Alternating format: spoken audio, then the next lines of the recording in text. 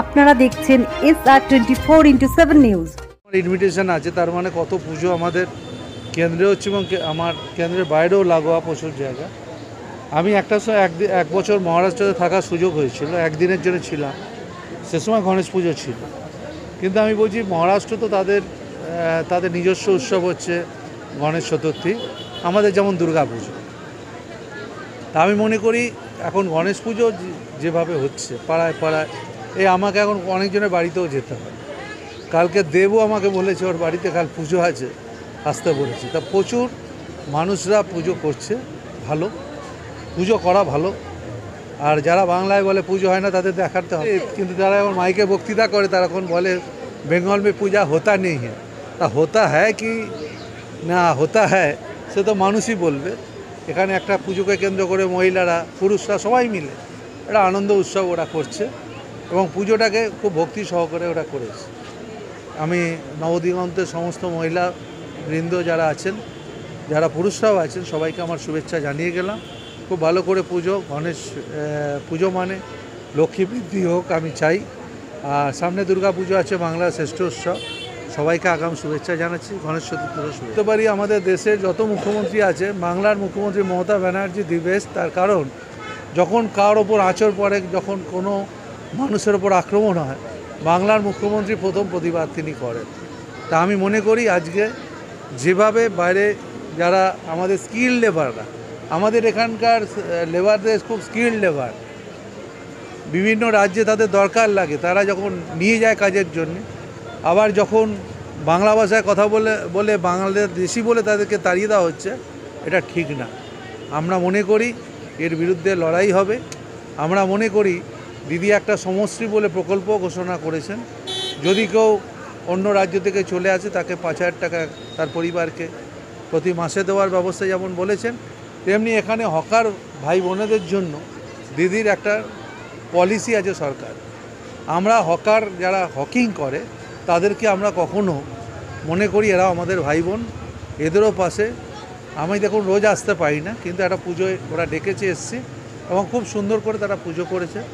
তাদের প্রতি আমাদের সরকারের সহানুভূতি আছে, আমরাও তাদেরকে শুভেচ্ছা জানাই। সারা ভারতবর্ষ জুড়ে গণেশ পুজো হচ্ছে। মুম্বাইতে, মহারাষ্ট্রে বেশি এই গণেশ পুজোটা প্রচলিত ছিল, কিন্তু এখন আস্তে আস্তে আমাদের কলকাতাতে গণেশ পুজো ভরে যাচ্ছে। আমরা সিদ্ধিবিনায়ক গণেশের চাইছি যে সবাই পুজো করছে, যে সবাই ভালো থাক, ব্যবসা বাণিজ্য ভালো হোক। এই পৃথিবী এখন এই মরণ একটা এরকম চলছে, তার জন্য যাতে ভালো হয়, সুন্দর। আমরা চাইছি যে এই সল্টলেক সেক্টর হকার ওয়েলফেয়ার অ্যাসোসিয়েশনের পক্ষ থেকে এই গণেশ পুজোটা আমরা 10 বছরে পদার্পণ করলাম।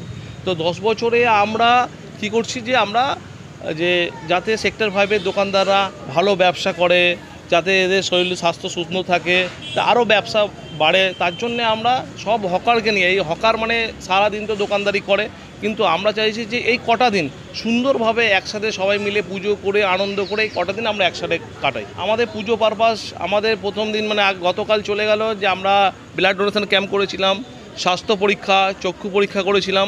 এছাড়া যারা গরিব দুঃখী মানুষ আছে তাদের বস্ত্র বিতরণ করেছি আমরা। এছাড়াও আজকের আমাদের এই গণেশ পুজো হলো, ছোট বাচ্চাদের ডান্স প্রোগ্রাম আছে, কালকে আমাদের খিচুড়ি ভোগের আয়োজন আছে। তো এই প্রোগ্রাম আমরা করেছি।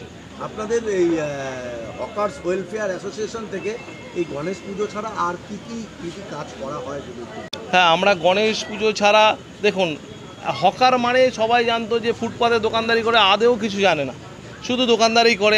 আমরা যে আমাদেরকে সমাজে একটা বলতো হকার, যে এদেরকে দুধ চাই বলে কথা বলতে, কিন্তু এখন কিন্তু আস্তে আস্তে হকারদেরকে মানুষ প্রায়োরিটি দিচ্ছে, যে বলছে না হকাররা যখন রাস্তা দিয়ে যায়, যে হকাররা থাকলে আমরা সুরক্ষিতভাবে যাই। আমরা কাজ করি হকারদের, যারা হকারদের পরিবারের যারা পড়াশোনা করছে, মাধ্যমিক পাস করে, উচ্চ, তাদের বই খাতা পর্যন্ত আমরা দিই। কিছু গরিব মানুষ আছে যারা হকার আছে, তাদের মেয়ের বিয়েতে যদি কোনো কিছু লাগে আমাদের ইউনিয়ন থেকে তাদেরকে ব্যবস্থা করা হয়। যদি কারো কোনো প্রয়োজন হয়, কোনো গরিব মানুষ যে হকার বয়স হয়ে গেছে, চোখ দেখাতে পারছে না, আমরা চোখের হাসপাতালের সাথে কথা বলে আমরা ইউনিয়নের তরফ থেকে চোখের ছানি অপারেশনের ব্যবস্থা করি। আমরা মনীষীদের জন্মদিন পালন করে, হকাররা আর মনীষীদের জন্মদিন পালন করে। এটা শুনলে আপনাদের ভাববে যে হকাররা শুধু দোকানদারি করে। আমরা স্বামী বিবেকানন্দ, কবিগুরু রবীন্দ্রনাথ ঠাকুরের জয়ন্তী, সব কিছু আমরা হকাররা এ বিষয়ে আমরা একদম পারদর্শীভাবে সুন্দরভাবে ব্যবস্থা করি। আমার নাম বাবুসোনা মণ্ডল, সল্টলেক সেক্টর 5 হকার ওয়েলফেয়ার অ্যাসোসিয়েশনের সেক্রেটারি। আমাদের সংগঠনের সম্পাদক সাধারণ সম্পাদক, এবং তিনি যে কথাগুলো বলেছেন তা সবই যুক্তিপূর্ণ কথাবার্তা। আমরা শুধুমাত্র ফুটপাতে যারা হকারি করি, আমাদের শুধুমাত্র হকারি করাই আমাদের কাজ, ব্যবসা করাই কাজ, রাস্তা নোংরা করা কাজ, এটা ঠিক নয়। আমরা কিন্তু সমাজের এমন একটা অংশ যে অর্থনৈতিকভাবে আমরা জিডিপির একটা অংশ শেয়ার করি, এবং আমরা সারা দিন যে কাজকর্ম করি, আমরা যে পরিষেবাটা দিই, আমরা যে রোজগার করি সেটা নয়, আমাদের থেকে বড় কাজ হচ্ছে আমরা পরিষেবা দিই।